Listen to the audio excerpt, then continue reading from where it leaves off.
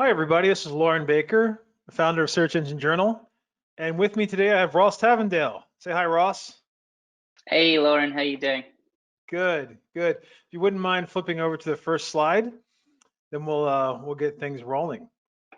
So Ross has been asked by our partner SEMrush to come on and really go over, I guess, the nuts and bolts and milks and crannies behind local SEO workflows. He's a productivity addict and will spend an hour or two out of his day to save 5 minutes every day. So he has a lot of really great tools, workflows, ideas, and proven tactics to make local SEO management a lot easier from anyone spanning from maybe a small business or mom and pop to maybe an SEO agency that's managing multiple different profiles. Before we get started, before Ross gets started, actually, I'd like to go ahead and do some housekeeping and give everyone a chance who's jumping in right now to get settled. So our typical SEJ webinar lasts 30 to 35 minutes in terms of presentation. Over that time, we're going to be doing 2 polls. So these polls are really important for Ross. It gives him a chance to really understand who you are, where you're coming from, and craft his presentation and answers during the Q&A session accordingly. Also, as you have questions that come up over the course of Ross's presentation, please feel free to enter them into the question box that's available on your GoToWebinar control panel. We'll be going through those questions during the Q&A part of the webinar. So the more questions you can throw in there, the better. And that's pretty much everything. Our official hashtag is #SEJWebinar. And then Ross, the name of your agency is Type A Agency, is that correct? Type A Media, yes, you can get us at Type A. typeamedia.net. That dot agency at the bottom always throws me off. So here we go. I'm handing things over to you, Ross. Thank you, Lauren. That's very gracious of you. Yeah, the A.agency thing, I thought it was a cool domain name until I tried to open a bank account and said to the teller, it's A.agency. And we're like, you mean .com? Anyway, so today, thank you everyone for joining us who is in the chat. If you get any questions as we go along, please do leave them there for us and we'll get round to them and answer them. This is going to be about 20 minutes going over some local SEO workflows. A bit about me, as Lauren alluded to, I'm the managing director of Type A Media. We're actually specialists in data journalism and we come very much from the data and processing end. We work with companies typically like eBay and Just Eat and Brewdog. Now, although they are large enterprise businesses, a lot of the businesses we work with do have multi-store locations across various states, various cities, and also globally. So when it comes to managing GMB profiles, we know how to do that at scale, but we also know how to get that down to its very essence. So if you're a mom and pop business or if you're a small business owner like I am, this should hopefully be quite useful to you as well. All right, let's get started. So if you're a small business owner, it's very likely that you also own some pretty high blood pressure, a very well-used Starbucks loyalty card, and you've probably got a degree from the University of Life in HR, finance, operations, sales, and marketing. You're a very, very busy person when you run a small business, but the problem with that is you still need to grow the business, because in today's fast-paced environment, if you're just standing still and maintaining status quo, that actually means that over time your business will experience attrition and start to fall behind.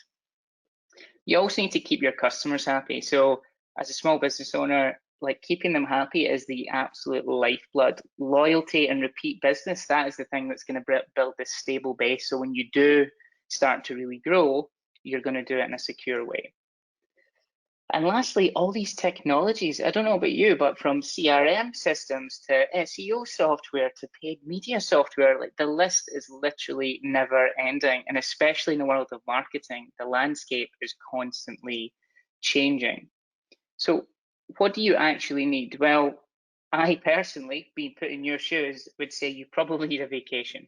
2020 has been, we'll say, challenging, to put it mildly. The problem is, A, you can't go anywhere because of COVID anyway, so you can't get your vacation.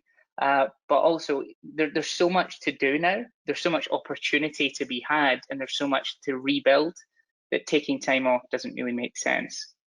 So if we were to give you instead workflows that are repeatable and manageable so that you can actually grow your business without spending tons of time on these things, that's what we're going to be doing today. So in the next 20 minutes, you're going to learn what gets measured gets managed. We're going to show you the one-off and also recurring local SEO things that you need to take into consideration. We're going to look at how you can use reviews to really understand what's going on with your customers, but doing that at scale. And of course, a bunch of tools to make your life much easier. So firstly, let's talk about what gets measured gets managed. This is from the famous consultant Peter Drucker, who ultimately says that, if you've not actually understand the highs and lows of something, it's very hard to have an opinion on it.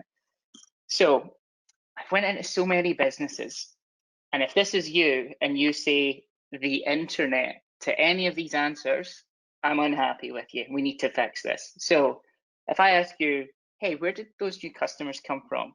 Why is it so busy today? Or like, how did that person hear about your business? And you just nonchalantly say, the internet or Google or the website, that's not good enough. We need to start understanding a lot more about where those people are coming from. So how do we do that? First and foremost, we're going to get direct traffic as close to zero as humanly possible. The reason why direct traffic, there isn't actually a thing that Google has in analytics that says, oh, this must be direct traffic. It's not from someone clicking a bookmark or just typing www.yoursite.com. It's when there's no referrer information. Google says, well, it's not came from organic or GMB or Facebook, so direct. So direct is just like the leftover channel. So if you've got massive direct traffic, I'd be very worried unless you're doing lots of out of home, TV, radio, you name it. So we're going to talk about putting UTM links on everything. We're going to talk about dynamic phone numbers, which I know a lot of you, if you're SEO people, are like, oh, dynamic phone numbers, we don't like that, but I'm going to tell you why. How to create custom landing pages and also combat something called dark social. And I promise it's nothing to do with up and coming Halloween. All right. Nice and easy. The first thing you want to do is get UTM tracking links on absolutely everything. Your GMB profile, your Twitter account, your Instagram bio, you name it, get a UTM tracking code. You can go to Google's own campaign URL builder. And what that will do is you put your link in and you tell it the medium and the source and the content, and it creates this little question mark to append onto your link. And when someone clicks that link in the future, it will show up in the event section of Google Analytics, and it will remove it from direct traffic. All right, next, dynamic phone numbers. So there's something called NAP when it comes to local SEO. NAP stands for name, address, phone number. Now, if I was to say to you, I want you to get a dynamic phone number that changes based on where the customer came from. So if they come from Facebook, change to the Facebook number. If they come from GMB, change to the GMB number. Couple of reasons for this. So in your actual GMB profile, do not have a dynamic number, just have your normal phone number and make sure that's uniform throughout the internet. The reason why I would ask you to use a dynamic number and a service like call tracking metrics, if you're a local business owner, you don't really have time, even if I make you the best analytics dashboard in the world, you don't really have time to look at that stuff. But if you're taking calls from customers, what you do have time for is a call whisper. A call whisper is essentially when you pick up the phone, it says this traffic is from Facebook, this traffic is from Google. And you'll start to get a feel for what's actually happening in the business without relying on analytics and things like that. Also create custom landing pages. On your GMB profile, do not send them to the home page. Send them to a dedicated services page. Same with Twitter and Facebook and things like that. Don't just point them to the home page. Point them to a dedicated page and tell them when they hit the page, we know you're from Twitter, and give them information.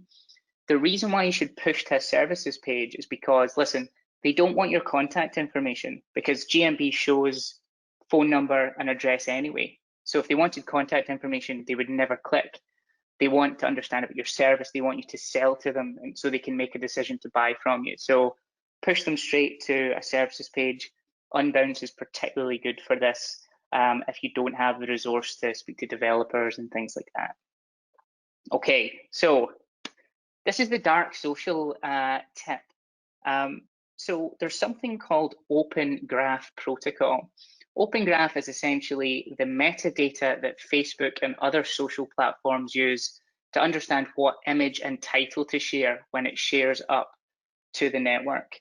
Now, the problem with that is the moment that someone hits that share button, guess what happens? When someone clicks back to the site, it comes through as direct traffic, because if someone's on, let's say, WhatsApp or Messenger, and I share a link with them, and they click on the link and it hits your site, Google is WhatsApp or Messenger will strip all of that referrer information, and Google Analytics thinks it's direct. However, if you have this UTM parameter on your Open Graph tag, then what you'll see is a lot of it will start coming through as dark social. Now, caveat, does not work 100% of the time, but if you can take a third of those pages and reattribute them to something that's actually meaningful, it'll help you a lot more in your day-to-day. All right, managing one-off tasks and recurring. So one-off, GMB setup and third-party directories. Recurring, GMB again, I'm going to tell you why, and then looking at mentions and reviews. I'm not going to tell you how to set up a GMB profile. It's very simplistic. Just make sure that you fill in everything, primary categories and secondary categories. If you're wondering what to put for the categories, there's a tool called Plepper, which essentially will give you the entire list of every category that exists inside a GMB. And if you're still puzzled, go to your competitor's GMB page or map listing with the Chrome plugin GMB Spy. And what GMB Spy will do is actually surface the categories that they're in. So just fill it in, do it once, be done with it. All right, little ninja optimization tactic that no one really talks about.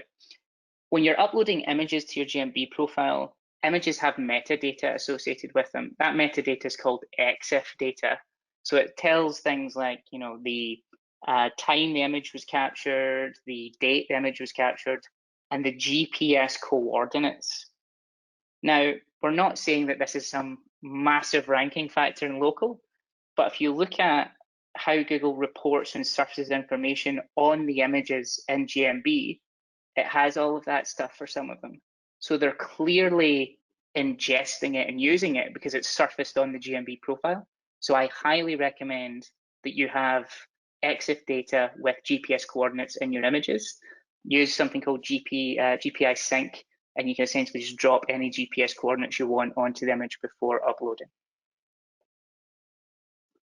Alrighty, we're now at our poll questions. So it's on you go, Lauren.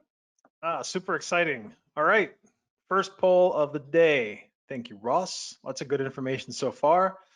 Lots of great questions popping in. Please don't forget to ask. First question, do you update your GMB profile on a regular basis? Please select one of the following. A, yes, it's very up to date. B, occasionally, every once in a while. Or C, what's a GMB profile? So please take the time. I see 65% of you have voted. A, it's very up to date. B, occasionally. C, what's a GMB profile? 76%, so 5, 4, 3, 2, 1. Going to remind Craig Campbell to stop spamming the questions and go ahead and vote. I see he's on today. So let's close the poll and share the results. 46% say that they occasionally update their GMB profile on a regular basis. 43% say yes, it's very up to date. And then 10% have chimed in saying, what's a GMB profile? So it sounds like we have an interesting mix here. We definitely do. Shout out to the guy who said, what's a GMB profile? That is, this must feel like you're living in the future. There's a person talking to you in another country on the screen right now. Come on, guys. GMB profile. It's the Google My Business profile. So it used to be what you'd call your maps listing where you upload all that information. Thank you very much for taking part in the poll, guys. All right. So talking about GMB listing updates. I recommend that you update them at least quarterly, depending on the seasonality of the main keyword that you're trying to rank for. The reason I say that, let's say you're a baker and it gets around to, I don't know, Christmas time. You probably don't just want to have baker, you probably want like sweet treats or brownies. And if it's the middle of spring, as you can see here on the left-hand side, we have the keyword magic tool from SEMrush. Around about springtime, massive spike in demand for wedding cakes. So at springtime, change it to wedding cakes as primary category. That's going to put you into a lot more searches for those keywords. In terms of GMB posts, so for those that don't know, this is very similar to like a little micro blogging kind of update system. It's like a kind of Twitter meets a special offers card meets an Instagram type thing, but it lives on your GMB profile. You're going to put stuff up for Instagram anyway. You're going to put stuff up for Twitter anyway. You might as well do GMB as well. It keeps it fresh and it also helps. So there's something in the algorithm called QDF, query deserves freshness. Now, for a lot of your businesses, that won't apply. If you're a yoga instructor, it doesn't matter if it deserves freshness or not, but for some of you it will. So you can use the social media poster from SEMrush. If you've got a SEMrush account anyway, it's there. It's pretty much free. Put in your details, schedule it for the week, and you're done. Like literally sit for an hour every Friday night, get your glass of wine or your beer or your lemonade or whatever you've got, and sit and just do this for an hour, and it'll make a massive difference. Lastly, mentions around the web. So I'm a big link builder, and that's where I kind of cut my teeth originally. If people are mentioning you, so reviewing you or dropping your name in articles or something like that, you should be reaching out to them saying, thank you so much for spending the time to actually write about us. Could you please also link or just follow up with them if they're a customer? As we know, links massively drive rankings. And if someone's done you the most of the work for you and wrote the content, you might as well reach out and say, hey, can I get a cheeky little link in there? I'll send you something or other, as long as it's not cash, because Google doesn't like that. You can also subscribe to actual stories inside of Google News itself. So if you notice here in this image down the bottom, it says create alert. So you can just do a search in Google News and get alerted every time that news story updates with new coverage. And also, again, I know we're here for SEMrush, but like I would say this regardless, the brand mentions in SEMrush, like they have this built in as well, and it doesn't cost anything extra.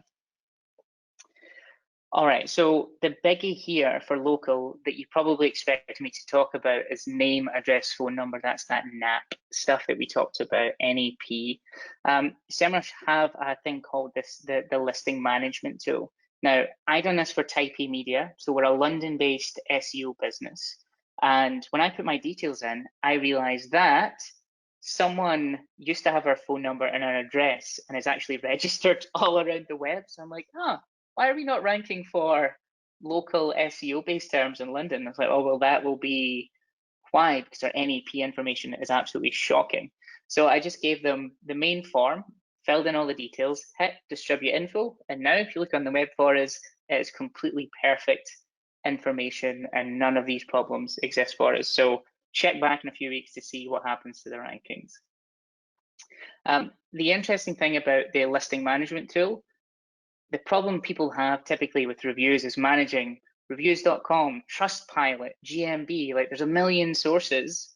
You don't have time to monitor all of them. So this will actually pull all of them into a single place. So it's like a kind of dashboard, so you can give it to one of your team and just get them to answer the questions for you, and always go back to people who leave reviews and say, thanks very much for the review. There's a SEMrush webinar recently where a chap called Andrew from a company called Optimize, he got an email through that actually was from Google My Business itself, and it was a broken HTML email, and it said the number of non-responded reviews was surfaced in the email in the broken HTML. So they're definitely looking if you're responding to reviews or not and using it as a ranking factor. So please, please, please respond to your reviews.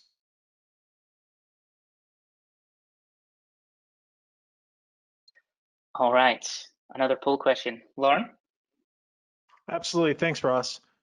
So let me get this ready. And launching the poll.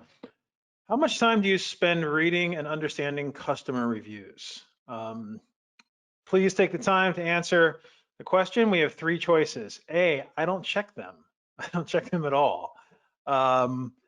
B, less than an hour each week, or C, more than an hour each week. So how much time do you spend reading and understanding customer reviews? Hopefully it's not A. I don't want to bias the results, but I don't check them. Less than an hour each week and then more than an hour each week. So we have 70% of you have voted. 5, 4, 3, 2, 1. Final chance, closing the poll. And Ross, here are the results. 65% check, read and understand customer reviews less than an hour each week. 23% more than an hour each week. And then 13% don't even check them at all. Back to you. Thank you, Lauren. The guys that are not checking them at all, those are the ones from earlier that don't know what GMB is, as I imagine. That lines up quite well statistically. Very close, yeah. All right, so moving on. So those guys that are checking reviews constantly, if you're getting a large volume of reviews, you need to be able to mine that information, understand what's going on, especially if you're a multi-location business or if you've got multiple services you're running at any point in time. Gonna get fancy on you, but don't worry, no code is needed. There's something called NLP, which stands for Natural Language Processing. It's essentially a type of artificial intelligence that understands what's going on inside a piece of text. So if we can take all of your reviews and run it through NLP, we can start getting an aggregated view of everything at scale. Now, how are you going to do this? I hear you cry. Well, there's something called coda.io, which is essentially a fancy spreadsheet that lives on a canvas and actually has NLP built straight into it. So I'm going to show you a little app that I made in literally 10 minutes with no code. As long as you know how a spreadsheet works, this will be fine. And the example I've used, and I've not told them about this, so if anyone from SEMrush is watching, sorry, I've taken the SEMrush reviews, some good, some bad, from Trustpilot. So let's get this opened up and have a look, shall we?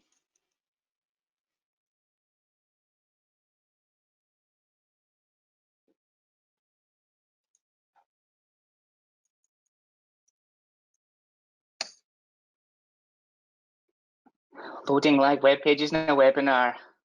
All right, so as you can see here, it's just a very simple table. At the top, we have a sentence with a bunch of declarations in it.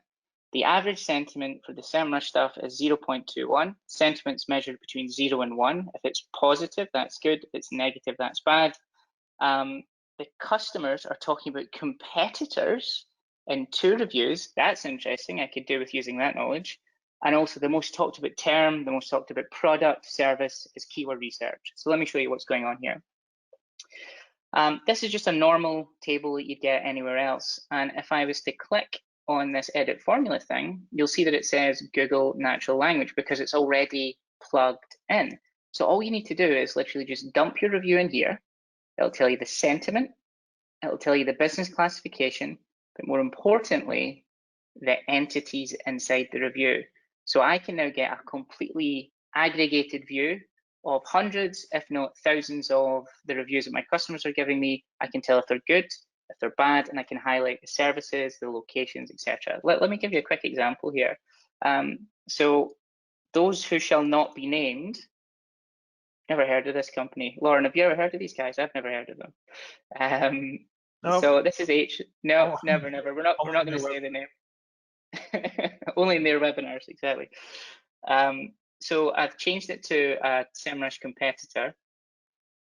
And what can we see here? It's highlighted it in orange. And so we can actually start pulling out, show me all the reviews that mention the competitors, show me all the reviews that mention keyword research, and you can start mining it to see what's going on and why. The great thing about this as well, if you use something called Zapier or Zapier, you can actually create something so that the moment that the review happens on GMB, it automatically goes into that CODA database and it does all the natural language processing. And if it's bad news, negative sentiment, you get an email. And you literally do that all with no code. So that's using Zapier to automate from GMB to CODA. That's everything for the webinar. If you've got questions, I'd love to answer them. So go forth and set up your systems and reclaim some time. Lauren, Thank you over so to you. much. Awesome, awesome. Yeah, just to remind everyone, this webinar's video, slides, and then all of the tools that Ross has gone over will be made available to all registrants. We'll be sending you an email follow-up on that. And then also in the chat box here, we've been trying to stay up with Ross, dropping all of those links to great material that he's been discussing. So very, very cool stuff. I already have a ton of questions coming in. I'll just go ahead and get to them. So number one question is, we had a lot around GMB posts, right? I think, you know, you alluded to updating GMB posts on a regular basis. GMB posts can lead to conversions. What do you find being, do you find the GMB posts help with ranking at all and visibility within local listings of the local pack?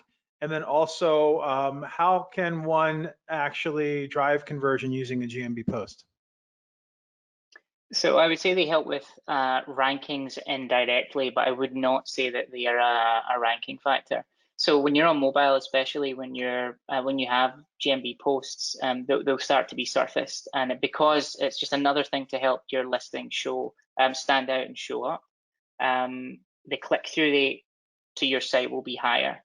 And we all know that click-through rate, Google have a concept of, allegedly have a concept of long lead time and short lead time.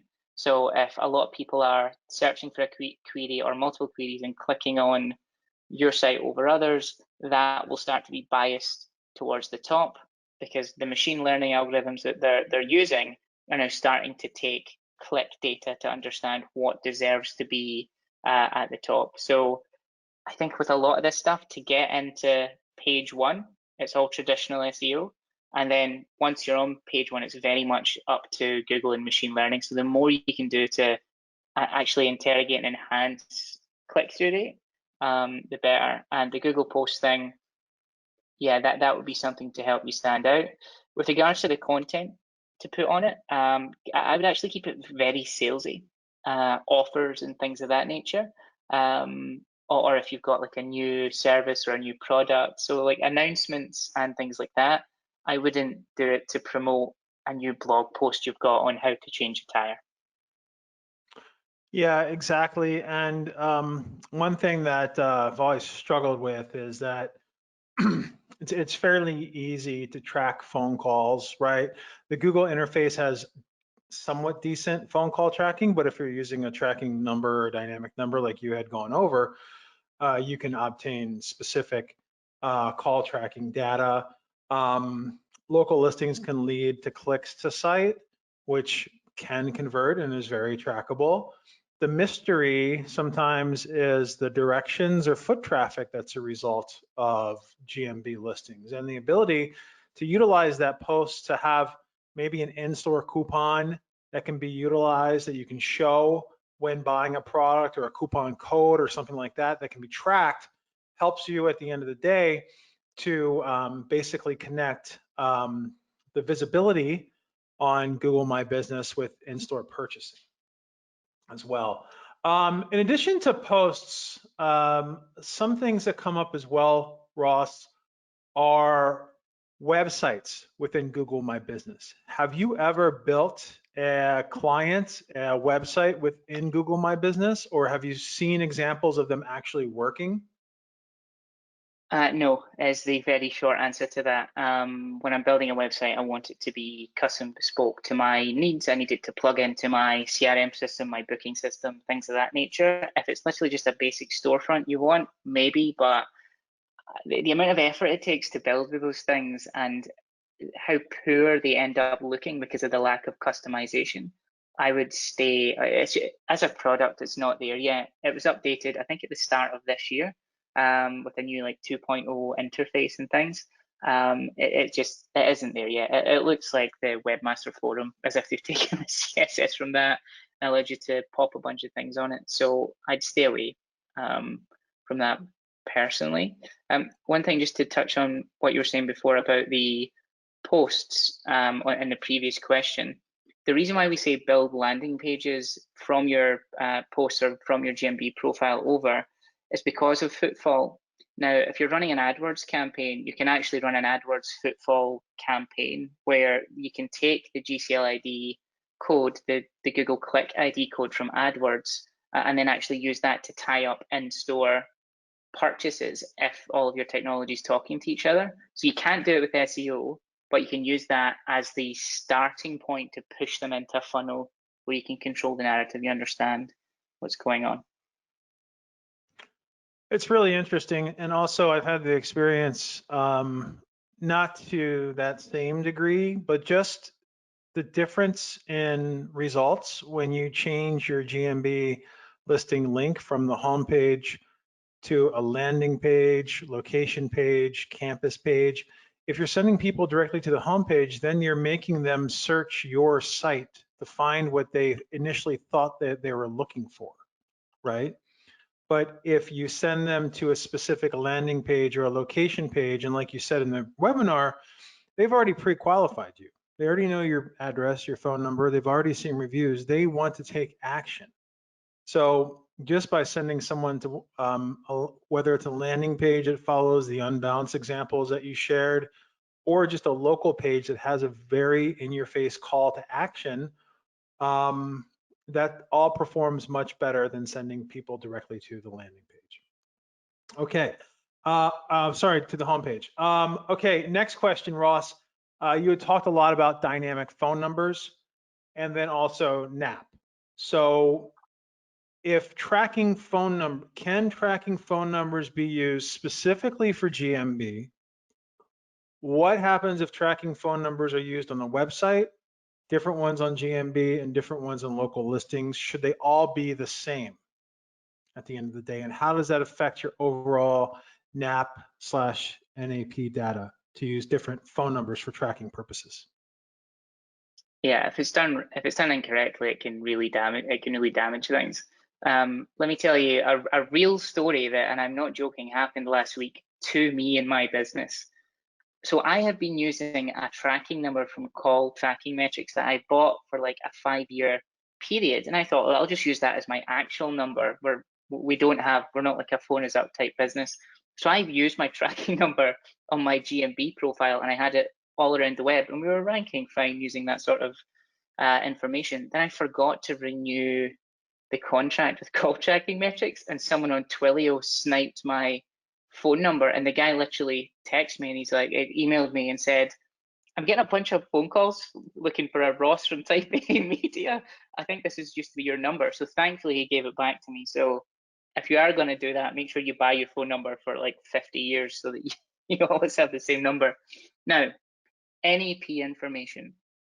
The Google My Business number should be the same number as presented on your website. So if I'm user agent Googlebot, I hit the website, the number that's in GMB should be identical to the website, and that number should be identical to all directories and third-party websites around the web. Now, how does that play into these kind of automatically changing dynamic numbers? Well, they change based on referrer information in the header. So if someone is clicking on a PPC ad, it knows that it's a PPC ad because of the GCL ID, and also I imagine you've got the GA cookie in there as well, which you can pull the information from. So it knows, and it changes it based on, like, on the fly. So if you were just to load the site as is, no dynamic number would show. But if you were to click from Facebook to the site, it would change. But if you've crawled as Googlebot, it would never change. So I hope that answers the question. Keep the numbers the same everywhere and just have a piece of JavaScript that changes the number based on the referrer. Makes perfect sense. And maybe that could be another follow-up post actually on SEJ, because we get a lot of questions about that as well. So thanks for helping to clarify that, Ross. So making sure that your phone number is the same, right, across the board. Using dynamics for different referrals is fine, but as long as Googlebot is picking up that one solidified phone number that's uniformly across your site and your listings, if that phone number is a tracking number, it's even better for you. Because not only can you utilize that for your analytics, but also it gives the sales force or people talking to the people on the other end of the line a better idea of who they're talking to and where they came from. So all good stuff there. Okay, I have this come up a lot, so I have 2 keyword questions for you. The first one is quite prevalent when it comes to GMB. So a number of viewers have had their competition keyword stuffing their GMB titles, their GMB info, things like, you know, product, city, product, just obvious keyword stuffing. Is that a good thing? Do you feel Google is going to keep rewarding it? If the competitors are getting away with it, should a business also try doing that as well? Yeah, I mean, a lot of the map is an absolute travesty, and there's a lot of that, especially in kind of high CPA, CPM industries like injury lawyers and things like that. A lot of lead generation companies will typically try and hijack the map because it's so valuable. In this instance, I would say do not do that to your own listing. Couple of reasons, and if you're looking to get rid of keyword spam or someone who's clearly not legitimate or they've got multiple profiles or something like that, I would actually report that listing. And you know, what do they say? Snitches get stitches. But when it comes to GMB listings, that's absolutely not the case. One caveat: do not report them from your business account. Because if you're going through and doing lots and lots of like, this is spam, this is spam, this is spam from a single account, you may be flagged as spam. And if that's the case, your entire business listing will be taken down. Create a new one, create a personal one that's got nothing to do with your business listing, and start putting them in as spam. And you will see some of them removed over time. The reason why I wouldn't keyword stuff your own, machine learning is very expensive. And at the moment, Google is, you can tell what they're doing in their business. They're slowly applying machine learning to everything. They're doing it niche by niche by niche, and maps has got to be next in the chopping block. So as soon as that becomes financially viable for them to do that, you're going to see a lot heavier machine learning stuff happening in maps. We already see it, but it's periodically updated. We'll start to see that in real time, is my prediction. And if you start now in keyword stuff and rely on that traffic and use that traffic to build a business, and then Google take you out the game, that's a big problem. What do you think, Lauren? Well, I also think that if you're going to report someone, make sure your own backyard is clean and your skeletons, you don't have a closet full of skeletons yourself, right? So don't open up the Pandora's box of reporting someone for spamming GMB if you've been buying spammy links or using some kind of, I don't know, shady tactic to rank yourself, because you're going to open up not only your competitor, but chances are they're going to be looking into all sites within that specific category and region if a change is being made. So before you snitch, I can't think of anything that rhymes. Before you snitch, clean out your ditch, right? There you go. and make sure that you're not going to get caught doing something as well. But yeah, there is a lot of obvious. One example, I was talking to Amanda Jordan on an SEJ Live the other day, and one example I gave her was if you search for CBD oil in my town, there's a lot of obvious spam listings that show up in GMB, and you dial the phone number and they go to centralized call centers for people trying to get you to, you know, to purchase a product. So it's not a store, it's not a store or anything.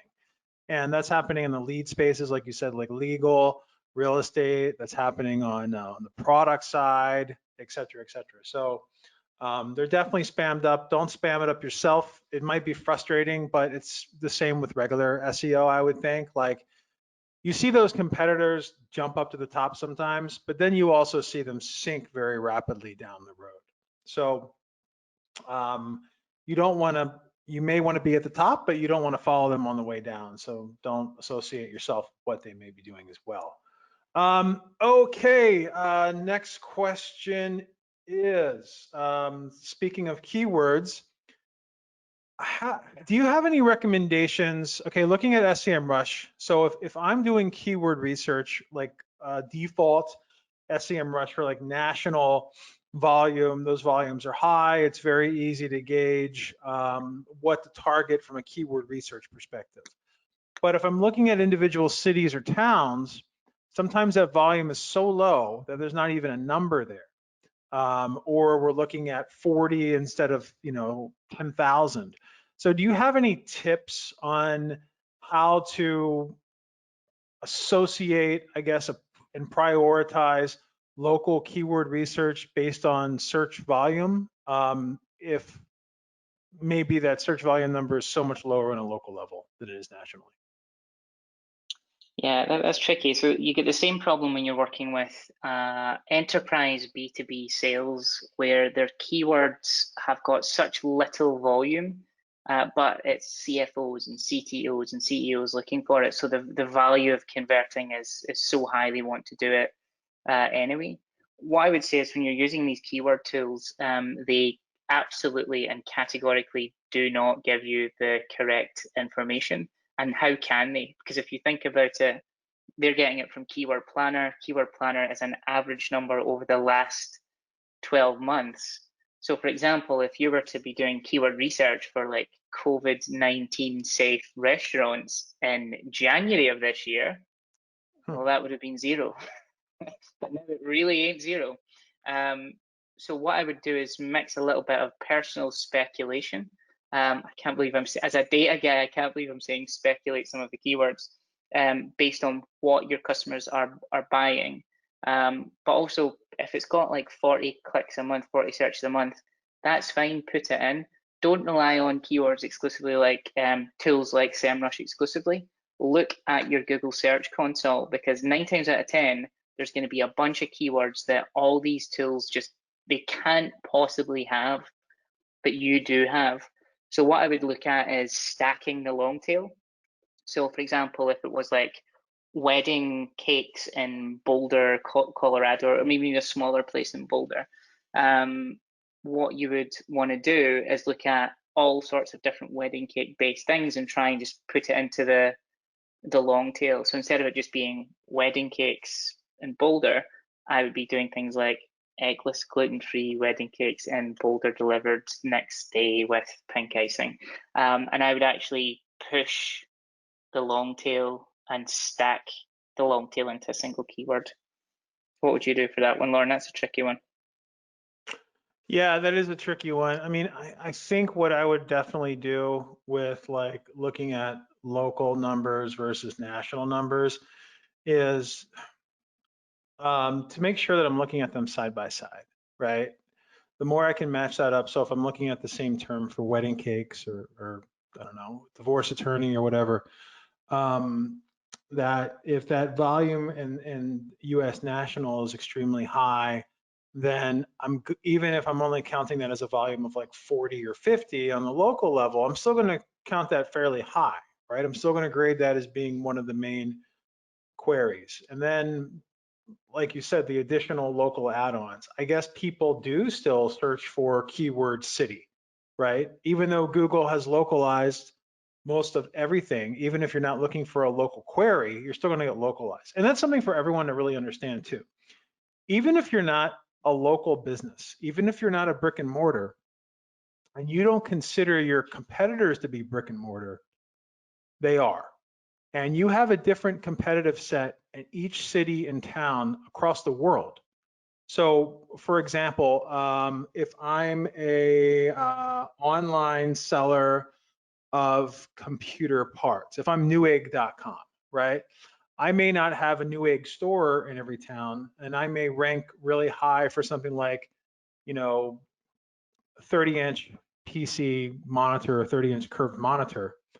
But if I search for 30-inch curved monitor in Santa Clarita, California, I'm going to get the local Best Buy, I'm going to get the local Walmart, I'm going to get products that are available in those local stores, I'm going to get other local vendors, and then if Newegg typically would rank number 1 or number 2 for that query on the national level, they may rank number 8 or number 9 when I'm actually searching, right? So that's something to really keep in mind, is that even if you're not, even if you're an online only entity, you're dealing with local search regardless, right? So if I'm selling the CBD example, if I'm a company that sells CBD oil online, I'm not just competing with my traditional competitors that are all online vendor and e-commerce shops only. I'm also competing with local stores. I'm competing with sites which have click to collect, right? So if I'm wanting to buy something on Nordstrom or Macy's or a large department store or retailer or even Best Buy, I can search, and instead of having it shipped to me, I can select to pick it up there at the store because it's faster. That's something that you're dealing with across the board if you're a digital company or not. I got a lot of questions coming in, like, how does this apply to digital only? How does this apply to digital only? And then even one question asking, this is a lot of B2C, I'm part of a B2B, how does this apply to me? And we can get into that, but I think you only use one B2C example.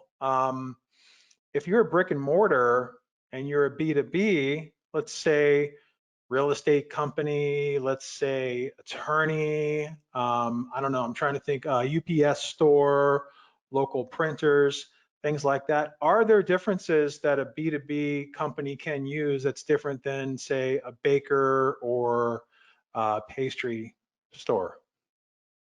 Yeah, absolutely. So let me just come back to the B2B thing in a second, just as it's fresh in my head. Also with the product-based stuff, go sign up for Google Merchant Center and upload all of your products, even if you're not Yep. paying for shopping ads, because they are also surfaced. So that's another way to hit the long tail, and Google will start to understand that a bit more. All right, so the question was around B2B and how you'd be using local or GMB listings in order to promote the business. Well, first, let's talk about your website as an entity to drive leads and sales and brand awareness. So Google understands what an entity is. So a company is an entity, a person is an entity. And the more information they can collect about that entity, the more quote unquote trust they will give to it. So for example, if I was a B2B corporate lawyer, I can get the office next to the guy who's passed the bar. I can wear the suit. I can say I'm a lawyer. I can get my business cards printed, but I've not passed the bar. And those trust metrics that are out there in the real world, I don't have them, so I'm not going to be able to practice law. And in Google's, the reason I'm giving you this metaphor is because in Google's world, if you're not in all of these different things in these GMB listings and these third-party directories, it's less likely to trust you as an entity. So your standard traffic that's going to the site that's not localized, if you don't have a GMB listing, that is one of the core databases that they use to verify if you are who you say you are. So not having it is a major issue because it breaks this kind of chain of custody of who you are. So that's why, if you want to apply for like a mortgage or a loan or a credit card and you've moved house multiple times, you're going to get denied because you're not seen as trustworthy or verifiable. Same with this stuff. If you don't even have a house, don't have a GMB profile, then you're not trustworthy or verifiable. A lot of times in these B2B spaces, trust is such a massive factor because it usually plays into this EAT notion, this your money or your lifestyle websites. So that would be one core reason to go ahead and do that, not for the local traffic and sales, but so that that's one of the core things it uses to understand you as an entity. So just do it. Lauren, was the question more about how to use it for sales and lead gen? I'm not sure. It was just more so B2B than B2C. What I'm thinking of is maybe if someone's asking that question, this doesn't apply to me because I'm B2B. Maybe they're not a store, or maybe they're not an office that has a front door, right? Like maybe they don't want foot traffic. But can they still get lead gen and sales from this? I'm B2B. So I'm an SEO agency that sells to businesses, and I get sales through my maps listing, my GMB listing. So there was a local charity that literally their offices were one street over from us. And when I said, hey, how did you find us? And I told you at the start of the presentation, don't be that guy that says, how did you find us? They said, we found you on Google Maps. It's because of the proximity to where we were. So, and that was a great lead for us. That was a 6-figure annual deal for us. So that's B2B, and that's maps powering business leads and conversions. So it is important. Maybe not as important as advertising, account-based marketing, etc. But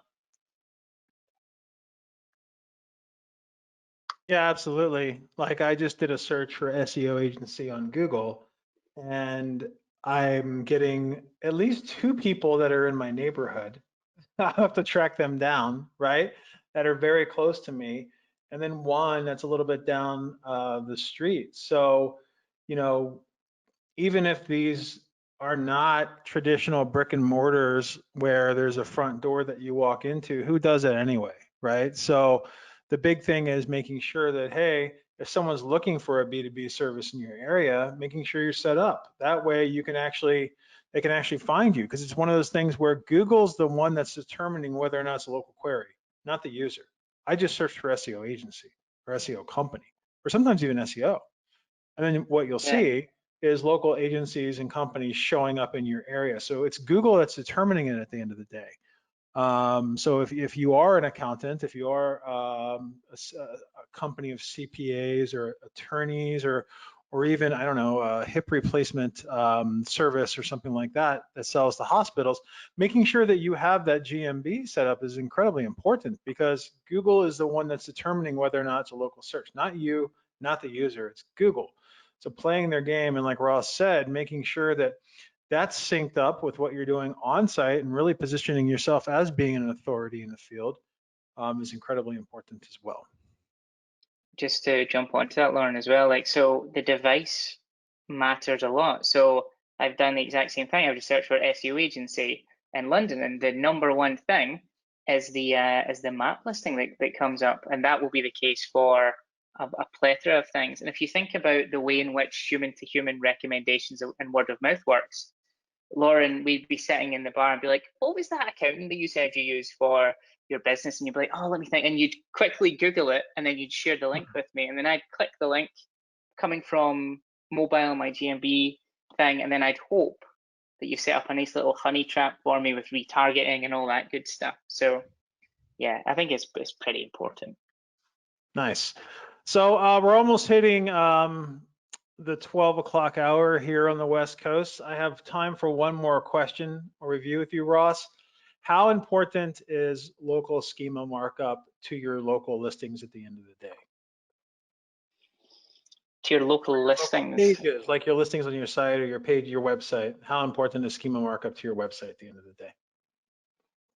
So structured markup changes the way you look in the SERP, which influences click-through rate, and we know that click-through rate is a major ranking factor. So I would say that, yeah, it's pretty damn important, and it also helps disambiguate you. So if you have multiple locations and multiple pages with each of those locations, having schema on there helps disambiguate the core service from all the different locations as well. If you're a franchisee owner, you would want to, there's schema that you can actually say that, oh, we are the franchisee owner, we're not the main business. So actually it's very important to start directing Google to help them understand how your business is made up and how it's put together. And also it takes no time, even if you can't get access to your site or it's cost prohibitive to speak to a developer to add some schema, use Google Tag Manager, put it on with JSON LD and just inject it straight into the page. You don't even need to open the website. So I would say, yeah, it's pretty important.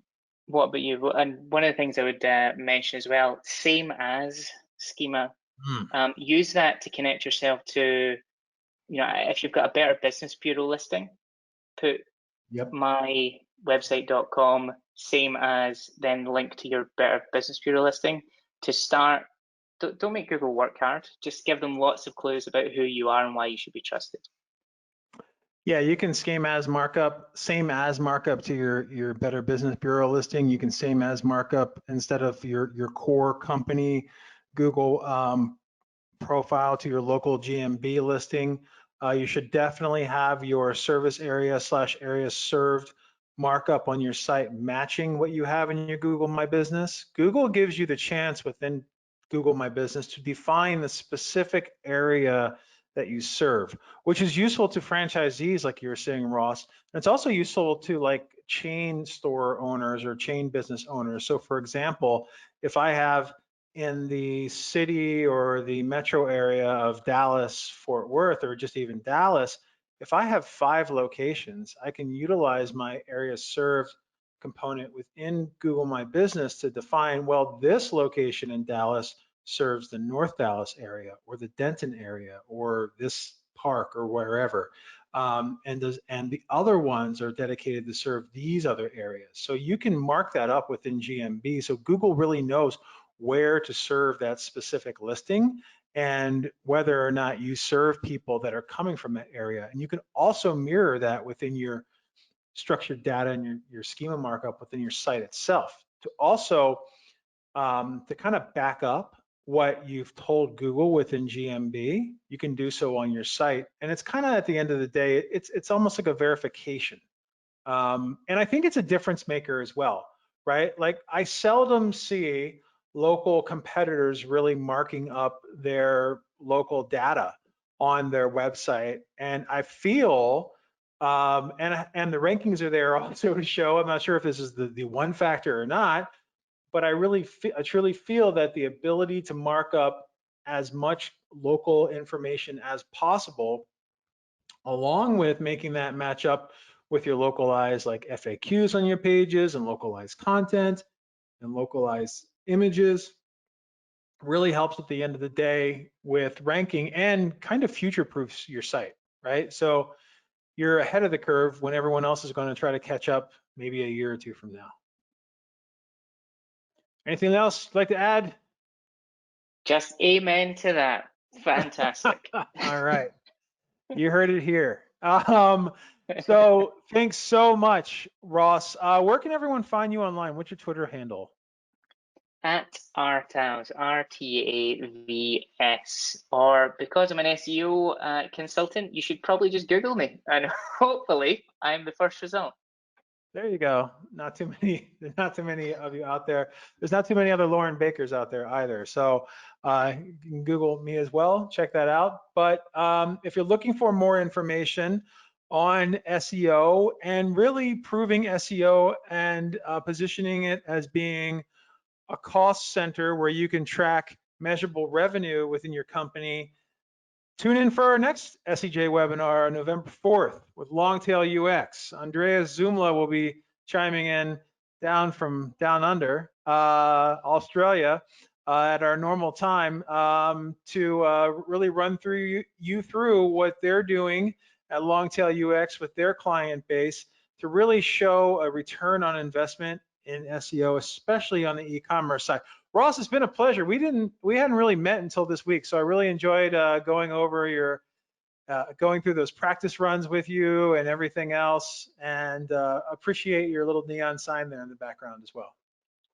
Thank you, Lauren. I've got to say that I do a lot of webinars, and this is by far the most professionalism that I think I've ever seen through all the different kind of setups with all the kind of new COVID stuff and people doing conferences. So thank you. It's been an absolute pleasure, and I hope we meet in person at some point so I can grab a beer with you.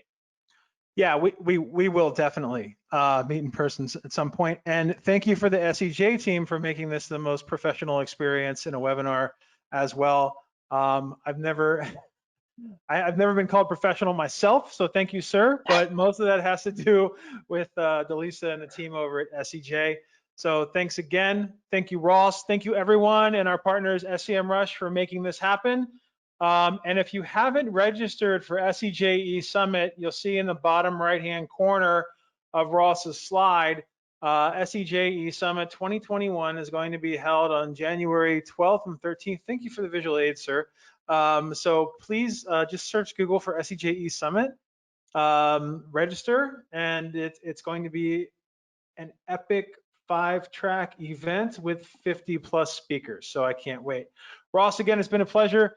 Thank you everyone for tuning in, and we're gonna let you get some rest. So talk to you later. Thank you. Pleasure.